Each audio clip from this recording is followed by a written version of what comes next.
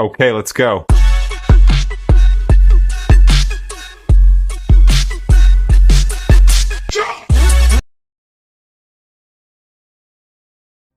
Les trois paradoxes de notre société qui participent à nous détruire.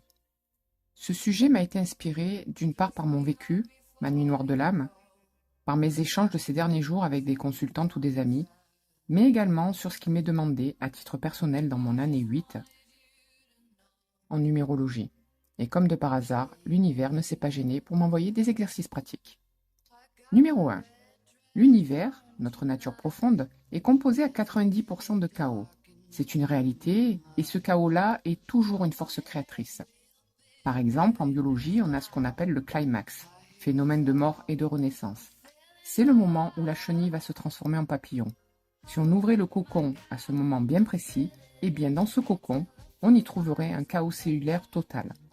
Ce n'est plus du tout une chenille et ce n'est pas encore un papillon non plus, parce que ce chaos est nécessaire pour apporter la transformation. Quand on marche, si on devait être stoppé à un moment bien précis, on se casserait la figure car, pour pouvoir avancer, notre corps a besoin de rentrer dans une forme de déséquilibre. Dans le chaos, il y a quelque chose de constructeur, et pourtant, dans notre société, on nous oblige à tout contrôler, on doit tout maîtriser, on doit tout interpréter, on doit tout comprendre.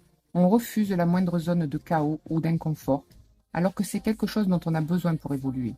On a créé ce paradoxe de vouloir à tout prix tout gérer, et en rentrant là-dedans, on rentre en conflit avec 90% de la vie.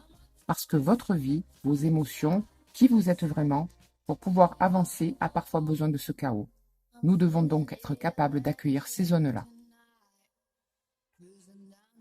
Numéro 2.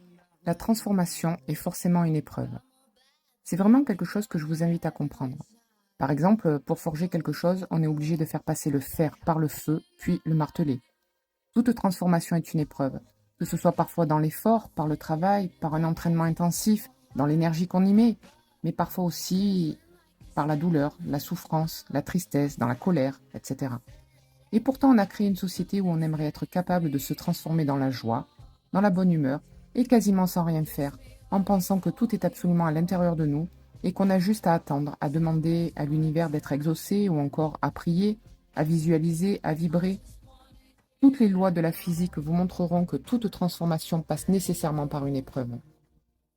Si on émet des résistances et une opposition à vouloir travailler, à faire des efforts, à s'entraîner, s'introspecter, chercher véritablement à savoir qui l'on est, être dans la crainte de souffrir, en se confrontant à soi, ses traumatismes, ses blessures, ses comportements dysfonctionnels et donc d'avoir mal, dans le but, pourtant, de devenir une meilleure version de soi, plus épanouie, plus connectée à soi-même, eh bien c'est là que l'on commence à souffrir réellement, parce que l'on va s'opposer à sa propre souffrance, et c'est ça qui nous fait vraiment du mal.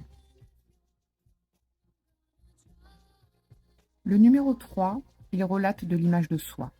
Imaginez un instant que vous soyez dans la rue, il n'y a pas de musique, et que vous croisez une personne en face de vous qui, elle, n'a pas d'écouteurs non plus, mais qui pourtant est en train de danser, de s'enjailler, et qui a l'air parfaitement heureuse. Elle a le sourire, elle semble kiffer sa vie sans se soucier du regard des autres. Eh bien, il y a de fortes chances qu'en voyant cette personne, vous la trouviez formidable et que vous vous disiez qu'elle a de la chance de pouvoir être capable d'être comme ça.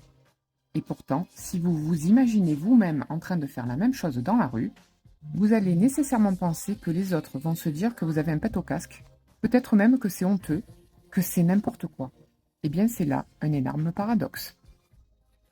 Comment est-il possible que vous soyez admiratif ou admiratif de cette personne et qu'à l'inverse, vous vous trouviez nul de faire la même chose? On est donc vraiment dans une question de perception et de point de vue, dans l'illusion d'un jugement. Et si vous arrivez à comprendre ça, ça peut vraiment changer votre vie. Ces trois paradoxes-là, quand vous commencez à mettre le doigt dessus et à les conscientiser profondément, vous contribuez à ce moment-là à transformer positivement votre vie. Je vous laisse méditer sur ça. Merci pour votre écoute et je vous embrasse.